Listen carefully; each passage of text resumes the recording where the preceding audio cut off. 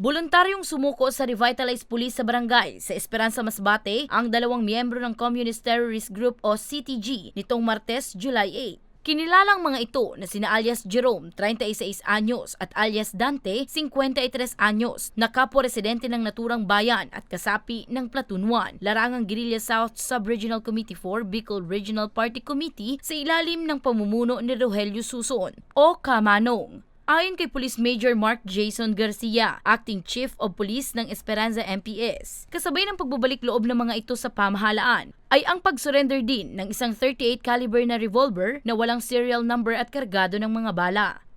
Ayon po sa panayam po sa kanila, ma'am, napagpasya nilang sumuko dahil nakita nila na yung programa na ginagawa ng ating kapulisan doon ay nararamdaman talaga nila na merong gobyerno na handang tumanggap at umalalay sa kanila sa lahat ng oras. Nabatid na bago ang pagsuko ay mahigit kumulang 10 taon din na naging rebelde si alias Dante, habang 5 taon naman si alias Jerome. Tulad ng iba pang mga naunang sumuko, nakatakda rin silang i-enroll sa Balik-Loob program sa ilalim ng Enhanced Comprehensive Local Integration Program o ECLIP. Bali, ginagawa na po, ma'am, ng RPSB, kasama na rin po kami, ma'am, na yung mga requirements po para maipasok po sila dun sa programa ng ECLIP para po matanggap din nila yung tulong na nakalaan para sa kanila.